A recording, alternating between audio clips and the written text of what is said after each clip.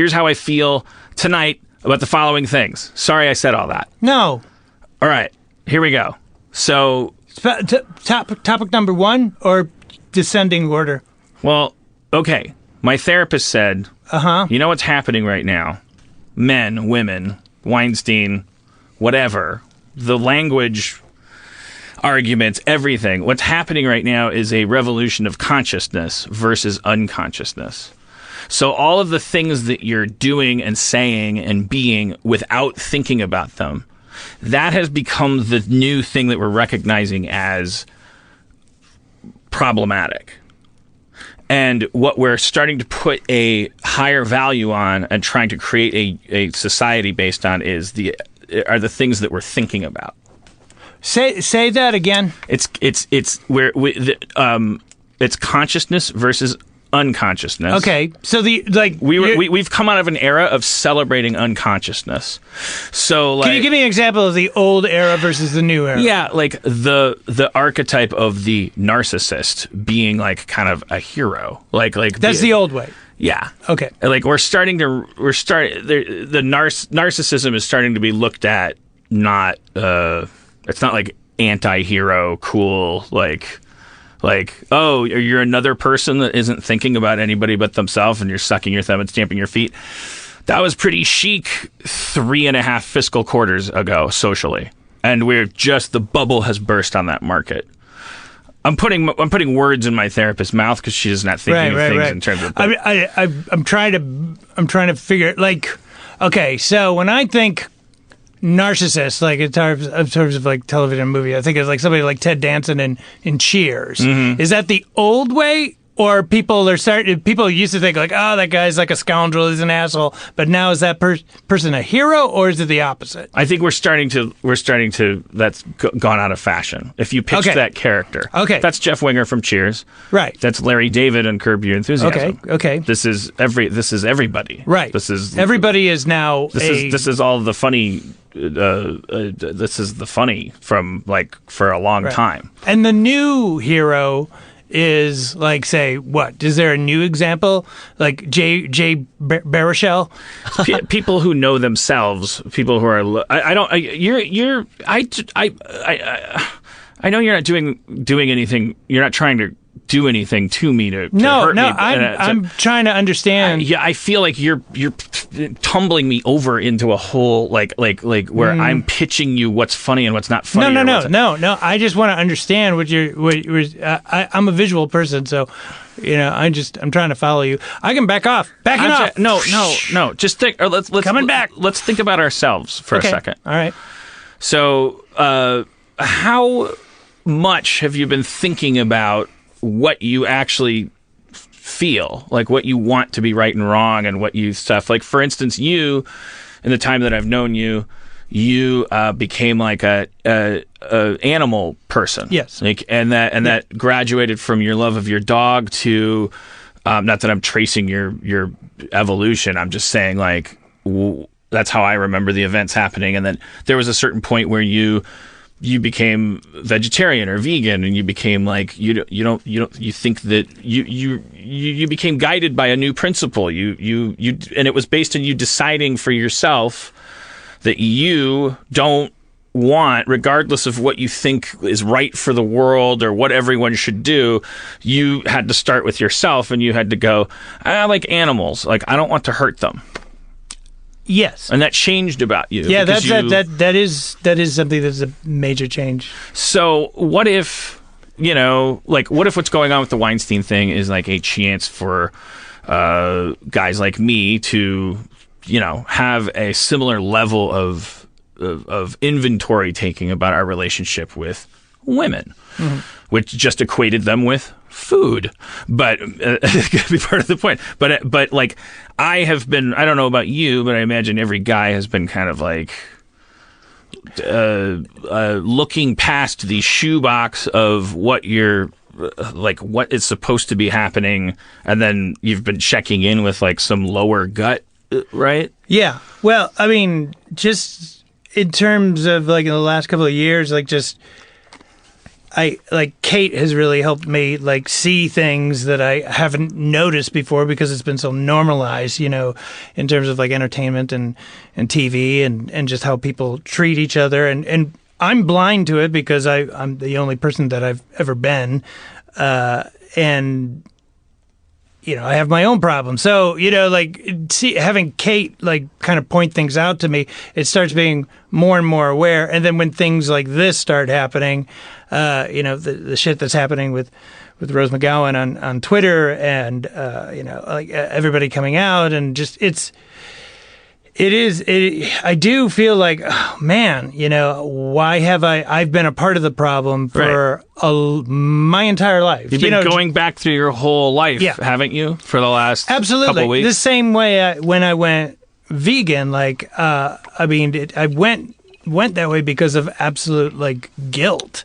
And I've been such a, overzealous, trying to find, that happy medium where I'm, trying to tell people what I'm going through and why it happened and without, putting people off, which, this is, what women, they're in that same position where they're like, no, you got to listen to me. This is what I'm going through, but you don't want to be a buzzkill, a pain. No one wants to hear anybody whine and complain about stuff like that, Right.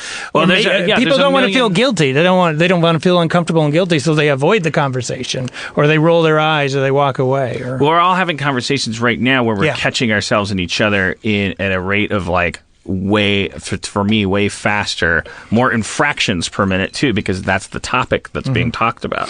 So it's kind of it's like one thing I want to say to my my brother out there and Bones. Why are you raising my niece on Facebook?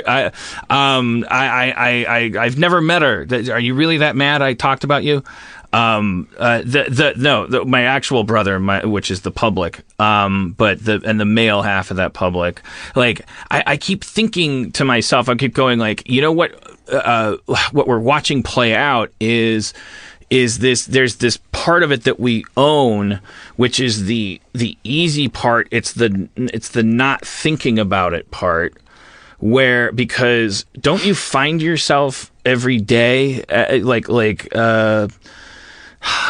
thinking something, and then because you're old and rich and bored and tired, maybe let's give a break to our more amped up 20-year-old brethren who, because I just remember being a piece of fucking shit the further back you go.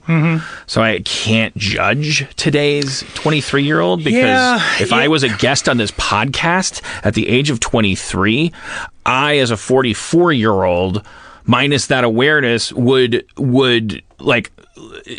make a fucking huge show of telling him what a big dumb piece of shit he was, and it wouldn't help him. Well, it's just it's old people telling, it's why do you got to dress like that? Why do you listen to that garbage music? It's not real music or whatever. And it's just because they're new to the world and they're trying out stuff. And there aren't any classes in any of this because you can't charge money for it effectively without becoming litigatable. Yeah. In other words, we don't have a culture. No. We don't have, we rightfully make fun of our forebears for having these horrible classist societies and part of it was, okay, here's the book on whether a woman gets into an elevator first and all of this shit.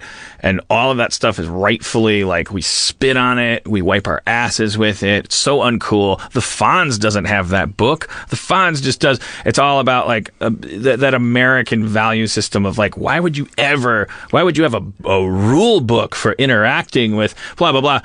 Great that we threw that in the furnace and all that stuff. And then now you have this thing of wait, you mean being 15 years old and not having ever any conversations about what we're supposed to be doing and what's going on in any fucking way that drives all of society. Like, oh, you mean I'll just figure that shit out, and part of it'll be owned by my parents, and that'll be owned by what city or state they live in, and that'll be whatever high school I went to, subdivisions, what race I am, what class I am, what income bracket, what there was a freeway within 50 yards of me, or a power line. It's like, how is that shit so, like, we done fucked up in one regard. Like, we don't have training. We're not telling we have kids. movies and TV. That's our only there's training. sex ed classes. But that's not interaction. You know, I mean, physical interaction. Well, what is so, like? Let's just put what? Why are you arguing? I don't know what you guys are arguing. Right. No, you're policing absolute statements. I'm expressing a point, which is we're in a mire of non-education about how to interact with each other. I think in 2017, sex ed classes are maybe more robust than they've ever been. Okay, so Spencer's argument is that today's society classes, I don't think there used to be conversations on consent back in the past. All right, and now there are. So right now, what you're saying is the problem has been solved. No, I don't. Okay. I'm saying there are discussions. I mean, like in classrooms, you're saying that there's not. I don't. I think there are. Okay, I think there's an issue. I'm not going to be able to. A lot of nothing I say for the next 40 to 60 minutes is going to actually be factual. Okay. I'm pretending. I'm making pretends. So we have no sexual culture in modern society. We are mystifying it. We are telling each other in random combinations that it's up to you, be yourself. Like, it's nature, it's nurture. It is a fundamental thing about us, the way that we interact with each other, and it is the most mystical thing. It's the thing that we just let be adrift, because the alternative would be to have rules for that shit, which we interpret as being like a horrible idea because of the culture that we've come from, where there were a lot of rules for that shit. So what do we do? How do we combat that without going hierarchical, without having the pendulum swing back? The only answer is just communication. It's just it's everybody saying, when you hear something, when you see something, then we have to figure out how we actually feel about it. Because when we keep talking to each other about it, we keep doing wrong. I think we've created a culture, for instance, to use the women thing that is going on right now, a culture of silence that we can contribute without even knowing it. So how many times, I mean, we don't have to play some weird confession game, but how complicit do you feel? When you see that stuff, you go yeah, you know what? It gets frustrating because I look back at high school and where we were. Nobody sits down and tells you how to interact with people. Men, women, young, old, they don't sit you down, and you're just kind of thrown into the woods, and you got to figure it out on your own. And so you get all these beta males who are, weaker or not as confident, and then they get into these positions of power, and they still don't know how to deal with people, and they don't know how to deal with women. You also think, and I'm speaking for myself, you think as a nerd that there's this mythology you're following from our generation. Let's be specific about that. And speaking for myself, it's if you're a nerd, then you can compensate. You can become the jock of being a nerd with power, with money, with something to offer. That's what happened with Weinstein, I think. And it gets translated into sex somewhere in your workflow, unless you're blessed enough to be neurologically asexual. It somehow gets tied in because there's no conversation about where I have abused my power dynamic at work. I didn't know I was doing it when I did it. I never took notice that. I never thought to myself until after the whole thing happened, and I looked back and was like, why was that such a relative disaster? Because if you have a crush on someone that works for you, you are not. It's not the same as having a crush on someone at a library or a bar that doesn't work for you. Yeah. You fucking idiot. Yeah. But I don't. That is happening on every block and then in our industry, it's like, because you like we're not going like, okay, I have a crush on Stacy. I wonder, I bet I should just see if she wants to go to that thing or whatever. And you're not, who's going to stop and ask themselves, am I really giving Stacy the opportunity to not be interested in going to see a movie with me? And also continuing to know whether or not she's good at being a writer, or whether she's good. Yeah. Like, you don't, like, there was no, but you're going on Batman the Ride sign and line that I waited in documentation. I found I got that into my head by doing it wrong. I did it wrong, and I'm really ashamed of it when I look back on it. Fortunately for me, I'm not I never. It's just like, that's part of that nerd thing. Is like, yeah, but I never did anything. Yeah. And then but that doesn't matter. What the problem exists on the root level of your brain. It's like, what if you could have done something? Yeah. What if you could have gotten your way? You could have. You only knew. You only know at the time, like, that what you want, and then you're used to thinking of yourself as an underdog, and you go like, well, I like that in the movies and the TV shows. It's like, oh, the guy that uses everything he's got going for him to turn things around with a special lady. It's like, because you don't play sports, I'm not gonna be a date rapist because I'm the underdog. I'm the guy. Well, I'm never gonna be wearing a polo shirt. I'm never gonna be wearing a mask. They'll never be on my yacht. I'll never date rape anyone. Sure. So I'm not lecturing anybody watching or listening. I'm talking to myself. I was eager to, when we saw that Terry Crews thing on Twitter. I'm in a post Terry Crews 6-tweet thread, Harmon soul, and it's not because of what it's because of what I realized about myself when I read that thing, because I read through it, and Terry Crews is a gigantic, physically fit, charming, alpha beyond alpha dude who's just saying, yeah, one time I went to a party and my drunk boss came up to me and grabbed my nuts, and there was nothing I could do about it, and I was all bummed out, and I froze, and then I was like, what the fuck was that? And my wife was like, don't do anything about it, because if you do, what do you gain versus what do you lose? Blah blah blah. I just put words in Terry Crews's wife's mouth. I paraphrased that, but that was like a conversation. But that was the she wasn't like Lady Macbeth of the Matrix going like, oh, what have you got to lose by acquiescing to the nut grabbing? No, but his point was, he froze and was and then it happened. Yeah. And then he didn't talk about it, etc.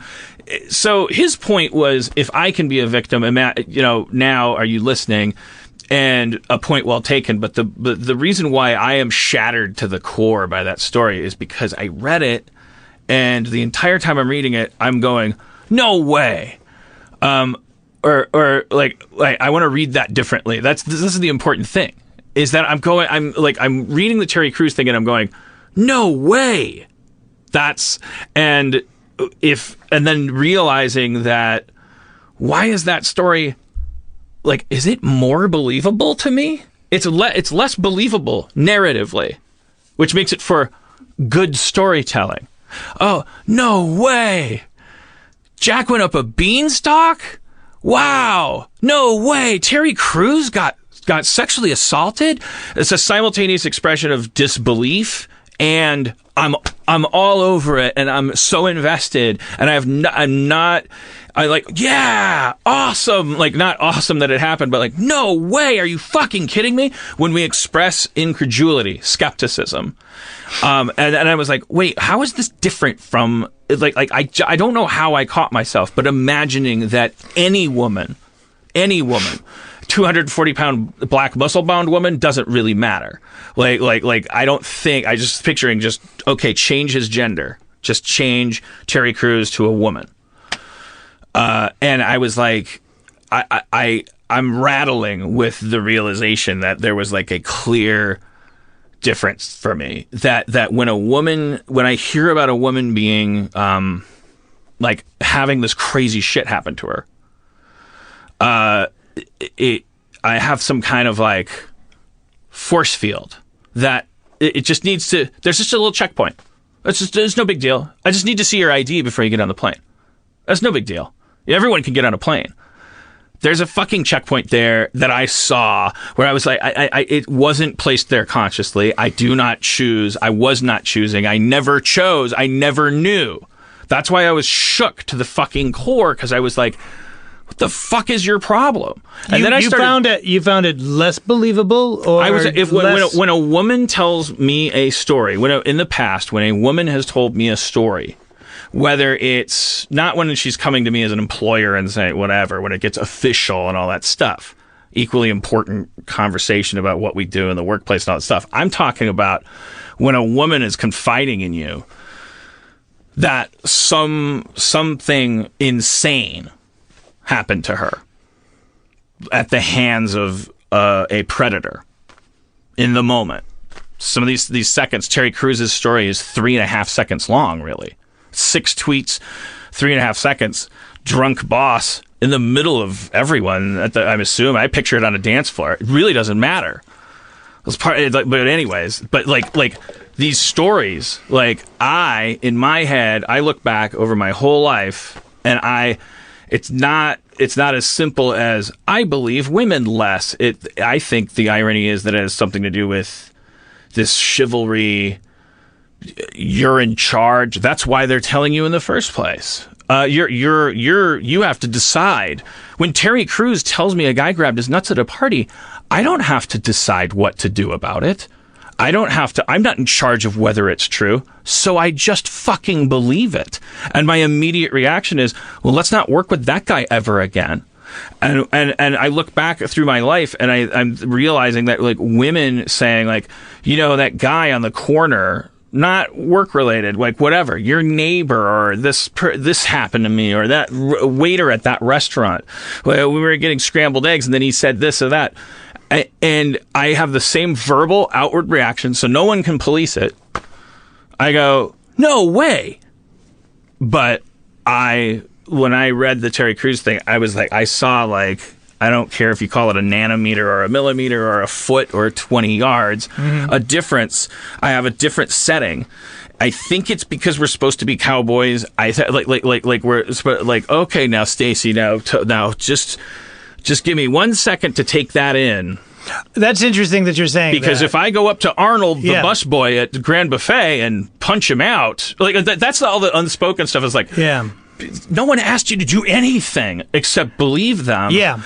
But you're already in this like Fonzie mode of like, now hold on. Are you trying to use my Fonzie strength to, you're not going to do anything anyway. Yeah. But like your brain is like, my brain has been wired. What happened with? Nothing. Oh.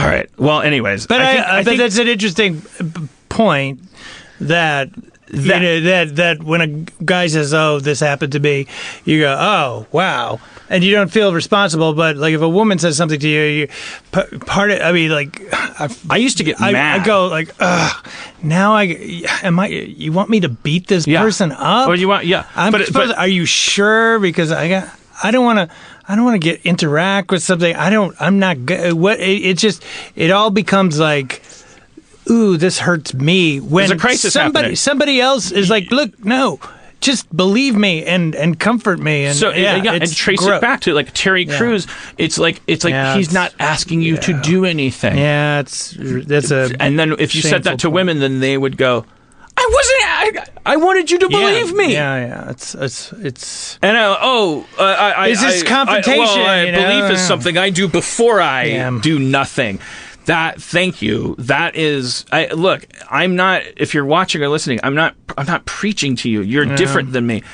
I think that I'm bummed out. Like now. We have to, if you're listening to me, start nothing bad can happen to you. I am not going to be taken up to an electric chair at a mountain tomorrow. I am not going to be exposed in a Mel Gibsonian way. I am, however, confessing to you that like something that is fundamental to all of this, that like the more innocent you are of any crime at all, the more important it is that you have this conversation with yourself right this week. Because I'm saying that and I'm saying that to you in the same way I would say cut out carbs or fucking like drink less or something like that. I had discovered I think this is the time, and it is not because I know better than you. It is because I'm going like, shit, you guys, we have the capacity to do things that we don't know we're doing. And we are going to benefit as brothers. We're not going to be less masculine, and we're not going to be less cool, and we're not going to make less of a paycheck. Like, there will be no real world consequences even amongst each other if we push toward it being fashionable to not create a divider between the conversations that we have with ourselves, each other, and with women. And it's been like this summer camp thing for me for a while. It's like there's a lake in between the boys' camp and the girls' camp, and it's very fun. The idea, and with that comes panty raids and. Which is awful. Which is terrible. All of the shit from our 80s movies, it's all awful. It's fun for the guys, but it's like you've just broken into our place and started going through our personal items and taking them away from us, and we can't do anything about it. But here's the logic circuit that gets triggered in you when we talk about this stuff, because I know it gets triggered in me. It's like, what are you suggesting? What are you proposing? What are we supposed to do? So I'm supposed to do this, but if we do that, but if everyone does this, but what about that? Stop. It is not, there is no invitation here and no command and no lecture. It is a tag cloud. It is tagging something and becoming more aware of it, making it more organizable. Myself, Dan Harmon, with no expectation of anyone else and no prediction of what will happen, and with no observation about how society works, I am saying, and I feel like from my pull of one here with my best friend, that we're all in it right now. I am saying, as one of you having that conversation in his head, all we have to do first is go back over our whole fucking life. Yeah. and you never have to put it in a journal. You don't have to issue a press release. You don't have to call anybody and say you're sorry. You do but you there will be no. You can welch on this after you agree to do it. Just open your panel. If you're over 30, go back to 10 or 8 and just you don't have to do that. You're not combing a beach. You know that these fucking moments have charge to them. Your moments with women, your relationships, the moment of your conquest, the moment of your defeat, the moment of when you realize so and so was a bitch, the moment you realize that you didn't want this but you prefer that and you're kind of into that. Any moments that are charged with sexuality, just pop back over to them. They're marked on your little sci-fi map. They're marked with they're marked. And go back to them and just relive them and say, oh man, if I did that right now in front of me, I would say to me, okay, hey, here, listen, that's not fair. Yeah. Or whatever you'd say. Here's what your current me shouldn't be saying. You piece of you fucking jerk off. You don't know the rules. You piece of shit. Fuck you. Don't you know fucking chicks like it this way now? That guy's not a hero. I'm saying your real self that's oof, fuck, I didn't know. I didn't know. I didn't know. I didn't know what I was doing. And it's embarrassing because rules. You look at it and you go, how could I not know? How could you not know that was wrong? It's just, it's very similar to what I went through with just stop eating meat. You know, the click in your head of even just forget what about, am I doing? Like, not to gainsay you, like forget about the word wrong, because then it like creates this dichotomy of like there's a perfect way to be. I'm saying that's like it's like what with your meat eating, you're not running around telling everybody not to eat meat, but it's hard to. But I want to. But you live by example, and you express yourself, and you go like, I didn't eat meat today, whatever the fuck. You don't like run around and hit people on the head with a brick.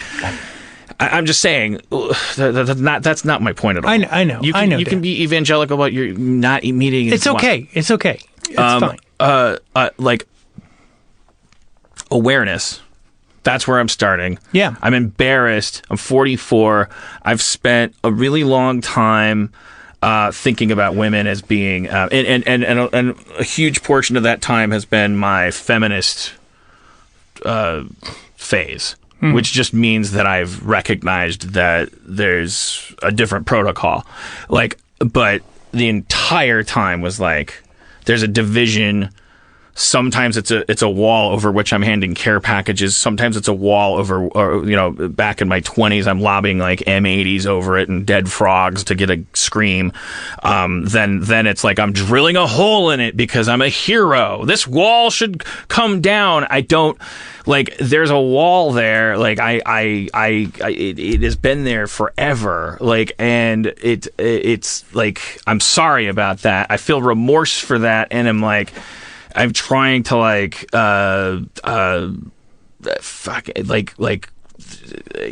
notice when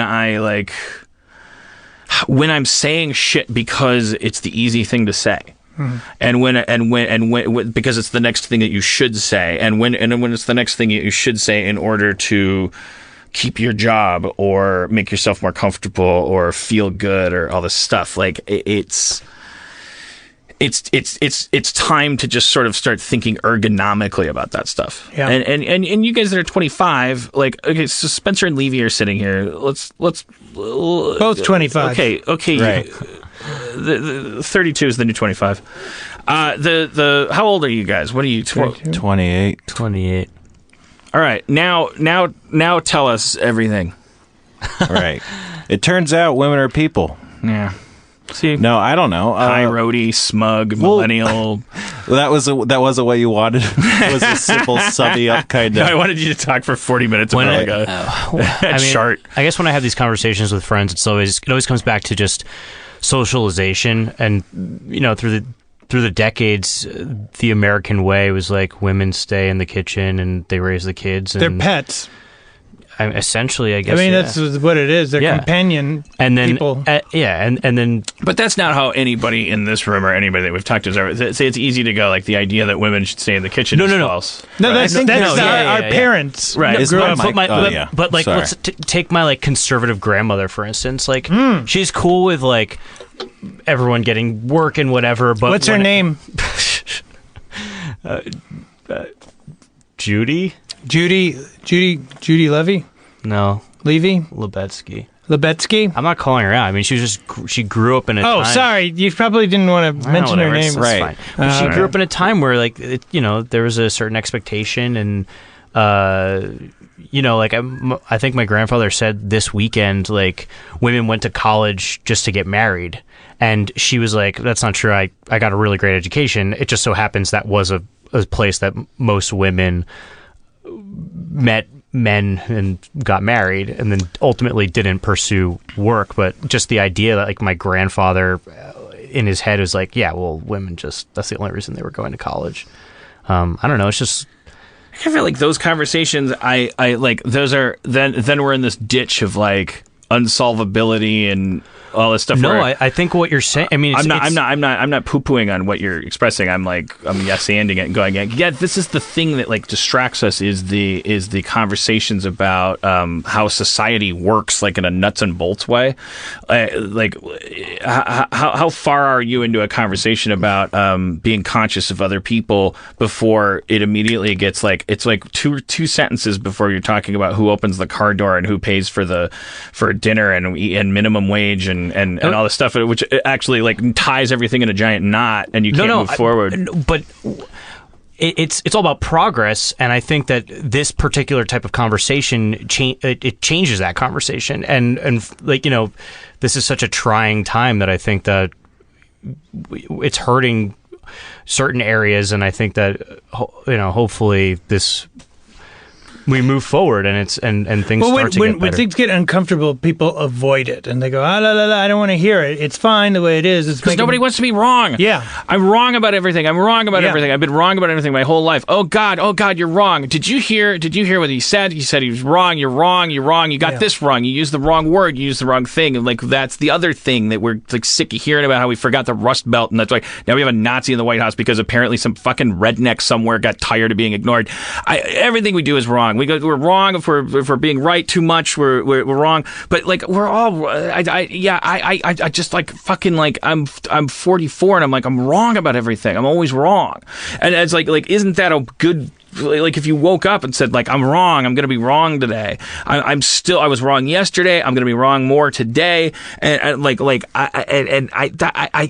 is it that when a woman comes into my wrongness and says, maybe this, and that's like I have an increased tendency to go like, well, I don't know about that, but I'm just saying I'm wrong. Like I have fucking issues, and I have like shit that I need to like grease and loosen and pull apart. And do you want to ask a woman? Ask a woman? I don't want to ask a woman anything. No. Okay. I think that there's like, you know, the hippie counterculture introduced this concept where like no one that anyone says is true, and anyone that anyone tells you is the establishment trying to force a new hegemony on you. And that opened the door for basically saying that anything that's science, anything that anyone has told you is fact, is biased and is trying to sell you something, which kind of opened up the door for what we understand to be hippie stuff, you know, yoga, meditation, crystals, sex cults, like all this stuff kind of grew out of alternative, non-scientific ways of trying to understand the world, and it kind of gained steam and power and became this countercultural thing, and that grew into like there's bodies of facts to support any position, and there's a book on this and a book on ghosts, and then it kind of gives the idea that completely non-scientific, kind of non-intellectual things can have the auspices of intellectuality and kind of the responsible credibility of something that's real.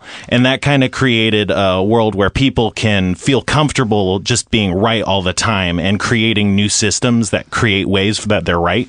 And so everyone's kind of ensconced themselves in these silos of thinking that have kind of just existed concurrently and not ever butted into each other. And that because the feeling of being wrong means that you can't charge anyone money to be wrong. Right. You can charge somebody money to be right. Mm-hmm. And I think it's American too. You go like it's like there's no reward for saying I don't know. Yeah, I think I got that wrong. I don't know. Yeah, I think in like the Middle East, people will get a lot more mad and get into arguments, and in other countries, people will be more comfortable with stuff like that. But I think specifically in America, we have this discomfort with really butting up against people and having these outward political debates. I mean, until very recently, because it's kind of exploded. Yeah, I mean that's what feels like. It's like there's always like man, like it's my nightmare to be stupid and to be wrong and to be talking out of my ass and all this stuff. Like I want to go back and I want to start this podcast over again. I was a fucking babbling idiot. Like you don't want to have listened to it. I'll try better next week, but like if like I'm already wrong. I'm wrong. So then what do you do? Like you like and so my therapist is saying like it's time. Did I explain this? I'm not making any sense. Like where it's like here's how I perceive the world working when a human being like walks around it. Okay, so I'm gonna walk. I'm gonna see all right. So say something to me. Hi there, sir. How you doing? Okay, so I just heard the words, "Hi there, sir. How you doing?" There's a guy. He's on the sidewalk. So that those facts went into my head, and now I envision them as going down a pipe through my face, down my neck, and then at my chest level, above my solar plexus, but right at the top, between my neck and right between my nipples, there's a like a box. It's a square box that all the information from my ears and eyes goes into, and this is the first stop that it goes into, and it's like it's I'm scared to call it society, or it's just like is there it's Freudian terms? I think maybe it's experience, the superego, nurture. maybe? Let's just call it nurture versus nature. But that's distracting too. That was all but it's like it's a construct. Yeah, it's what you've acquired. Norms. It's socialization. It's stored processing programming that you have assembled, because there probably is on some psychological level the equivalent of a metabolism, and it probably saves time to not have to think about a bunch of shit. Implicit bias. To not have to learn to tie your shoes every morning, to not have to wonder what wood is and realize that it used to be trees, but so you can continue making your deck. You have to go. I guess I'm making it now sound like amnesia, but anyways, it's the shit that you've accepted as fact. Right. And like, we are so advanced now that information, if you're living in a city and someone comes up to you and says what Rob just said, hello, it goes into a box, and like, of course there's a hello back. Like, that's like the first thing in there. There's a million things based on whatever you're perceiving. Most importantly, it never, I feel like I have arranged in my body that box is above another optional box, which has to do with me like learning shit, where I am like vulnerable, where I am wondering what's going on. The baby, the guy that's like, well, I don't know, so let's find out. What the fuck is that? What's going on? What and we have like I am using my I statements. Like, I have such a hard time getting to that person. Like the shoebox of fucking options up here is so like there's getting to the person that said, "Hey, how are you doing today?" or whatever happens. Getting to the it could be a headline. It could be a Yeah. headline about 78 people getting shot in a mass shooting. It could be my friend saying, "I've just turned vegan. I don't want to eat meat anymore. It's cruel." It could be someone saying, "I'm Muslim." It could be someone saying, "Your friend Glenn just sexually harassed me at the carnival last night, and you're still friends with him, and it hurts my feelings." It could be, "Did you watch Big Bang Theory?" It could be, here's how you install a backsplash for your sink. Any information that comes into you, like everything, all of your experience. I'm just saying, I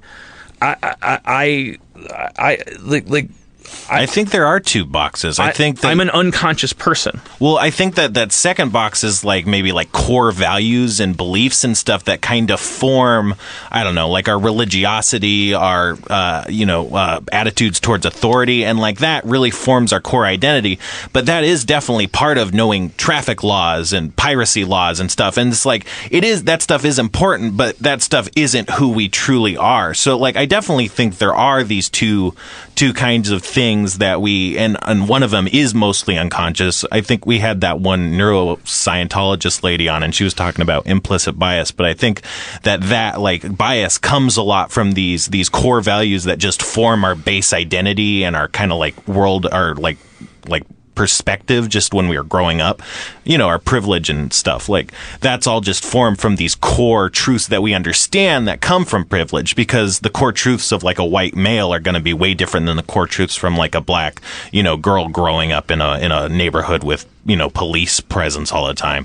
So it just but you can change them. I think it's just a lot harder because they are these core values that we recognize are important to our sense of identity. And I think we're in a world that like figuring out our identity and what side we're on and whether we're cool with that or whatever is becoming something that maybe media or culture is kind of hyperizing, like kind of whipping into a froth, weaponizing probably for marketing purposes. But it's like becoming more of a thing where you have to pick a side. Whereas I don't think you used to. You just be able to like, oh, well, how about that? Did you hear about that? Wow. And now it's like, I'm okay with that? I'm not going to be okay with that. Should I be okay with that? I think I'm okay with that unless someone has any reason why I shouldn't be.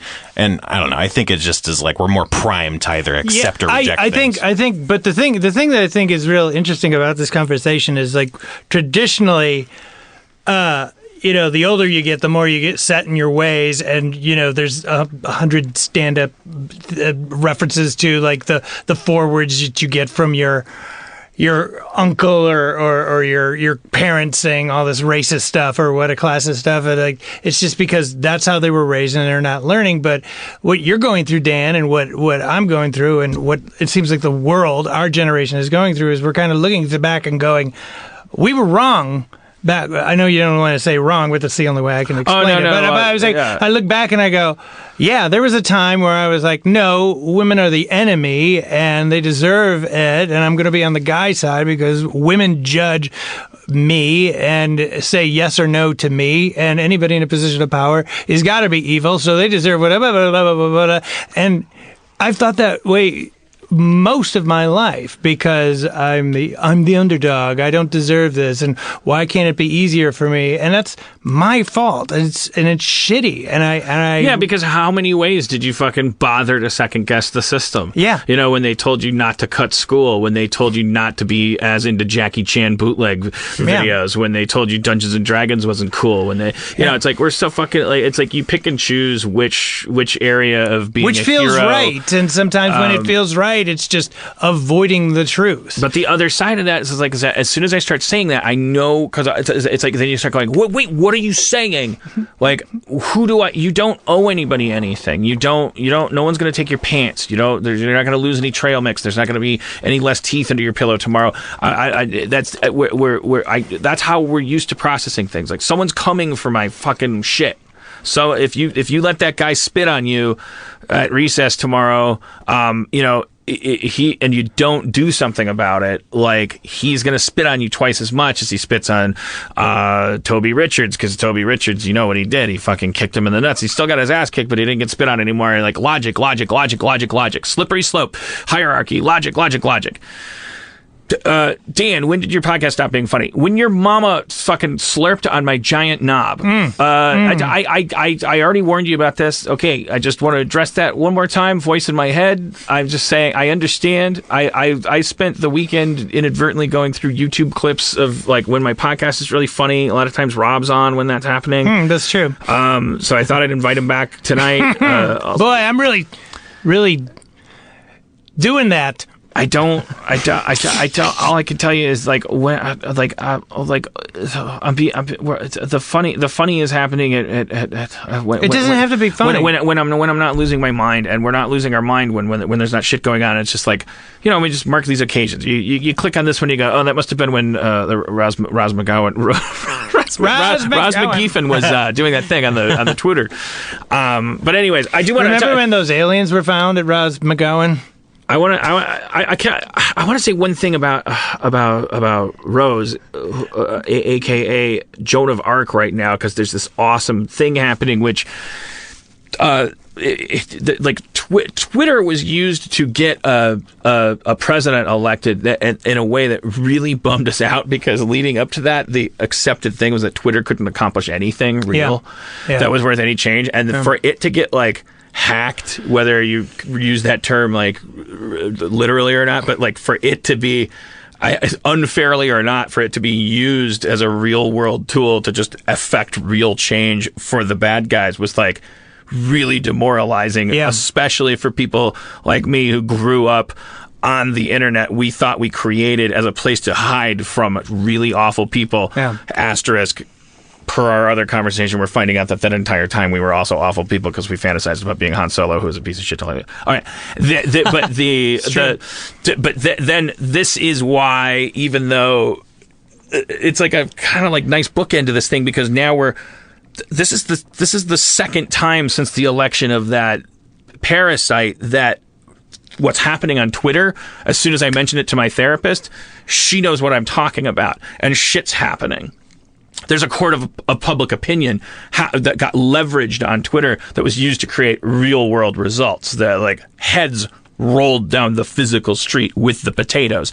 It wasn't like cancel Colbert, nothing happens because first of all, what are you doing? Second of all, blah blah blah. The world just continuing to like circulate while Twitter acts like there's something that can be done. Yeah. It was like, this feels like exhilarating, but the funny thing about it is that it feels exhilarating in a way that feels like the fire is outside my front porch. Did she get was her Twitter account like? Is it like she got suspended because she? But is it back? I mean, I assume it's back. Yeah, I haven't read it. The last thing I heard while this is actually why I wanted to bring it up. It's an anecdotal thing that made me want to just say one thing, as long as I'm not being funny, like to the extreme. Like, there was a recent thing that just happened that I was hearing about, like while getting ready to take my girlfriend's dad to dinner, which was like, she said something that it crossed a racial line, and she was trying to reach for an allegory to help, whatever. And then there was blowback, flashback, the white back, black, like black flashback of the click clack, like it exploded. It got all fucked up. And I like halfway through hearing about it, I just wanted to like I was like, are we like? Isn't this what we've been doing for like 15 years? Like we keep on like cool shit starts happening, and then like the bad guys don't have this. They don't have this obstacle in their path where everything where we hold our people who are helping us and making us have conversations, like we hold them to the standard of as if they're supposed to like be some kind of like historical figure that gets everything right, or and then to the extent that our standard for ignoring leaders has become did we then find out they're not perfect? Meanwhile, the bad guys, they're just beating us because they don't have that standard. They don't care. You can be a Republican that does not believe at all in Mexicans being rapists and just wants to gain financially, and you can belong to a party where you go like, yeah, but I don't care that he said that. Who gives a shit? I want my money. And I'm going to get my money by pretending I don't give a shit what he says. And the good guys are like, fucking A, yes, down with the patriarchy. Like, let's do this one thing. And then we have that hero worship thing. It's like, can't you give a woman that stands up for a second a fucking break? They're not. It happened so quickly too. It's gonna happen. It's always gonna happen quickly. Yeah. It's like there's always gonna be Tinder and fucking like not the app, the actual thing that we use to start fires. There's always gonna be there's always gonna be. She wasn't running for senator. Emily Gordon retweeted a link to a thing, and I don't know who wrote it. I only know, so it was like it was years ago, and the article's headline was "Admit it, your fave is problematic," and I was like, what is that? It's gibberish. I read the article. It was like saying, if you keep holding your the people you admire to a standard of political minute to minute perfection, then you're fucking them. I mean, it's the FBI monitored Martin Luther King to make sure. This is like they're like, oh man, the minute that guy gets a blowjob, then we don't have to care about black people anymore. Yeah. Is that fair? No. That's what we're doing to each other now. When we just have to can we loosen the fucking. Why am I calling to action? There's nothing that a biomass can do. That's just a sad side effect of oppression too. It's like that's what the system does, is it pits the small dogs against each other and tells them that that's what they should be doing. Otherwise, they don't have the moral authority to overthrow real oppressors, killing people and robbing families, you know? I mean, I'm not saying that you're wrong to bring it up. It's just like that's a part of the system and it's fucked. But there's a double standard here too, right? If you were to draw a gender line only because one gender has privilege, I love that. I sound like a college student. In 1992, that women uniting without doing it in a cigar smoke filled room, because why would it happen there? How would it happen there? If you're in A Handmaid's Tale, where are you going to meet except the produce aisle? You ain't got no fucking Freemason lodge.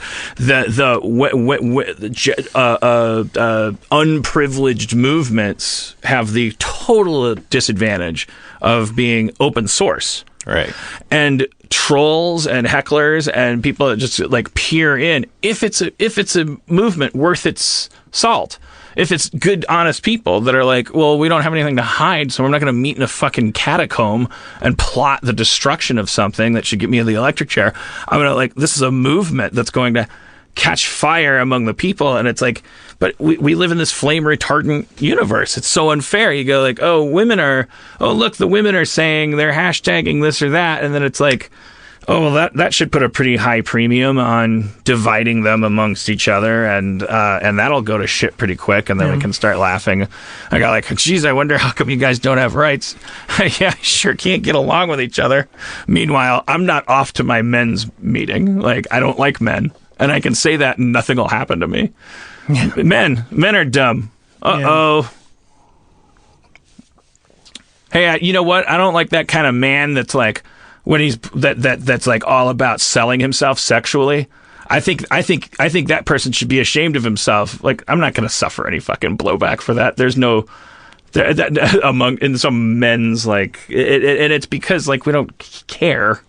That's also not fair. So if someone awesome like Rose McGowan, like, he keeps like I say the word bagel, like, what? How do you fucking McGowan? Rose McGowan. Gowan. If she Where starts, are you going? If the thing that's like catching fire is that she's fucking taking no guff, you know, like, yeah, like you see all our old timers like are piping up and they're going like, it's funny because like, you go like, oh, I'm 20 years out from being that tone deaf. Then you go like, but Oliver Stone here. Now listen, ladies, if something should offend your sensibilities, simply give it time. There's a due process for this. Woody Allen chose to chime in. He goes, this is probably the best time. People want to hear what I think. It would be a shame, yes. If and it's like, you would think he would know the room better than anybody, but he, like, what if somebody like said, "Hey, Mr. Allen, it looks like you're enjoying your coffee. What do you think about all this crazy stuff?" No comment. Leave me alone. I'm old, and it's done. That's the other thing. That's the difference with the Woody Allen thing. Is I feel like that is totally possible that somebody literally like just said that much, and that like his quote, the one that I heard, which was like, I hope it doesn't turn into a witch hunt. If you plaster it on Times Square in a scroll, and it feels like he issued a press release. Well, he should have been like Alan Greenspan hoping we don't overinvest. Yeah. Or is it? It could also be him getting into a cab and going, I don't want. I hope it doesn't. Right. That could be an almost honest thing for him to say. Well, the last thing I need is for that to become a trend again. Oh boy. Hey, I don't know. This is the thing: is you don't know the context. All I know is that it didn't sound like something he was saying on the way to the car. Like, I don't want. Right. It didn't sound like, I don't really want to talk about this. I know you want to comment from me. I mean, he could have easily said, "It's awful. I wish it didn't happen," and then go away. But he opened his mouth and put both of his feet in, and it just was like, you read it and you go, "What did you think was good?" You are, whether you think you did it or didn't do what you did, you know what the public probably thinks about you right now. So, but we don't.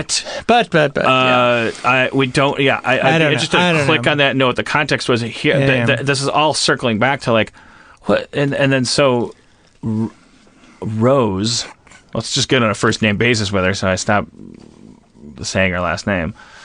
Well, she's like fucking whatever. Like really, every fucking tweet has to be on fucking point. And I like, we're gonna win that game if we play the game of does everybody have to say everything right? And that's I know how confusing that can be for people, because we're talking about like fucking like, don't take this shit anymore. Don't take anybody's bit. They're gonna cloak it in language. They're gonna say that's the way things work and all this stuff. And like, so yeah, you know what? I'm hearing myself say it out loud now. I'm like pirouetting back to like, what the fuck am I? Why is this my impulse to explain? Let me take another run at that and do it the way that's healthy.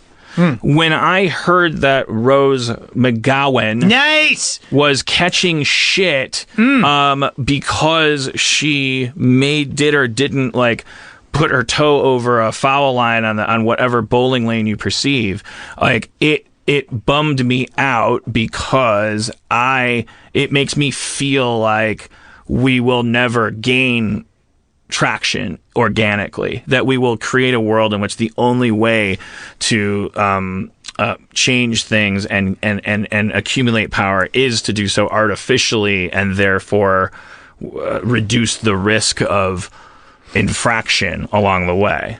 But do you think with something like when Rose starts saying something, and yes, she's abrasive, but she's angry and she wants to be listened to, so of course she's going to be passionate about the stuff that happened to her, and so whatever, and then Twitter locks her down. I mean, doesn't it seem like that's a fear-based thing? Like, no, we gotta. It's like if a prisoner's running for the wall, you know, right. Every guard is going to start shooting at it because we can't let that one prisoner get over the fence. Yeah. But all these other prisoners, if they're just like, they're not going to be. They're just, if you just stay inside the prison and don't run for the wall. Right. Oh, God. So yeah. I mean, yeah. Yeah, no, I think I know what you're saying, which is yeah. But I'm saying like is like, because we're pushing the stuff down, or I don't know. I guess when I say when the world is like pushing this stuff down, it's like, no, we don't want to change. We don't want to be told we're wrong. You're wrong, yes. Do I think that it is harder for revolutionaries to say anything that affects people? Yes, like it's like so parabolically stacked against people, and so then do I? But it's a sign of like the status quo is afraid of this happening. That's good because kind of change is happening. The oil that drives the engine of change is the blood of martyrs. But just to go back to my point that I was making before, is like the generation, our parents have never been more, at least from my point of view, have never been more doubled down and dug into. No. Yeah, he didn't do anything worse than Clinton, and I love our president, and he's into Jesus Christ, and I just ignore all these horrible things that he does because he's better than Hillary, the murderer Hillary, who Pizzagate Hillary. She's better than that, and we're all going to be rich someday, just like him. And he's one of us, so I'm going to ignore all that.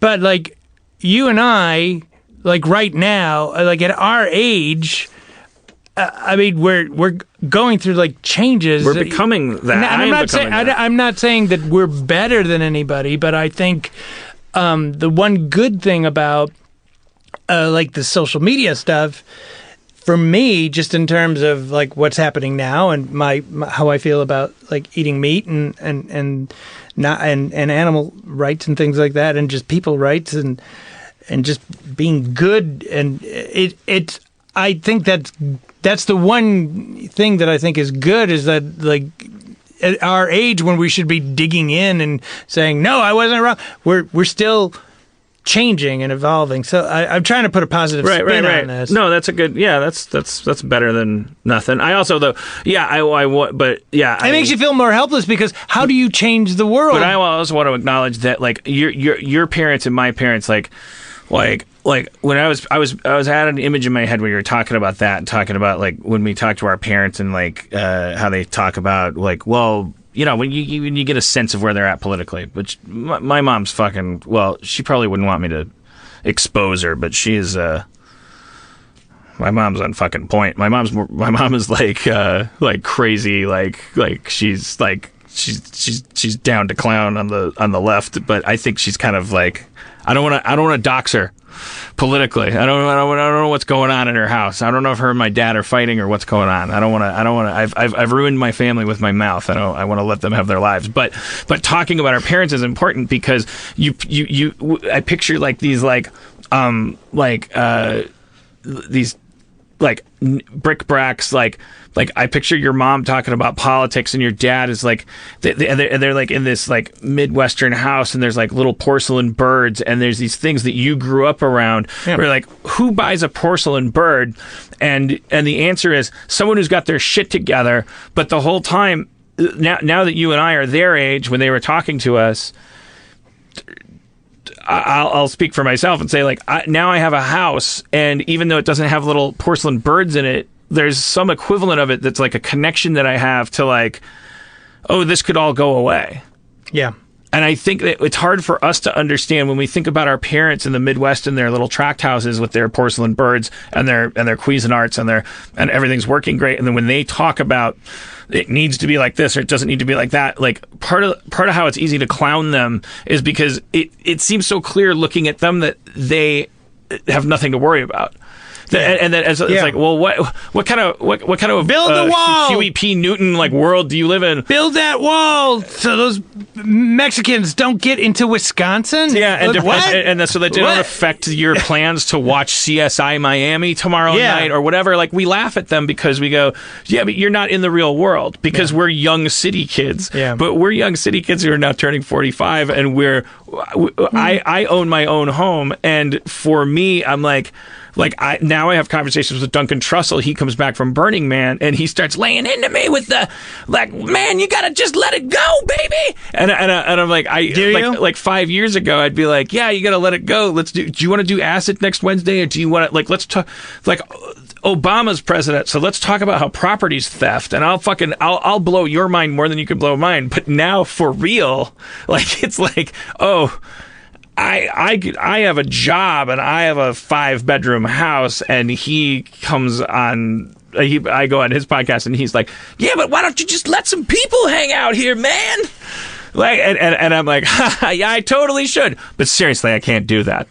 Yeah, I had a whole conversation with him where I was like, I'm my parents. Because you're worried. Because I don't have a porcelain. Everybody's. I mean, like, they're worried. People are worried about being taken advantage of. You know, like, just being. I just got here. It's like the Judge Reinhold Fast Times Ridgemont High thing. That's the thing. Like, whenever anybody calls you privileged, or the scene in Fast Times when I'm hanging on by a thread. Guidance counselor does this monologue to Judge Reinhold, who's still dressed in his fucking pirate fast food outfit. She says, sorry, but it's time to enroll in a college. Like I don't know where you've been, but the party's over. And he's like, you've just watched him the whole movie, like, just deliver fast food. And he's like, I don't know, he does some mini monologue back that's like, fuck you, when did the party start or whatever.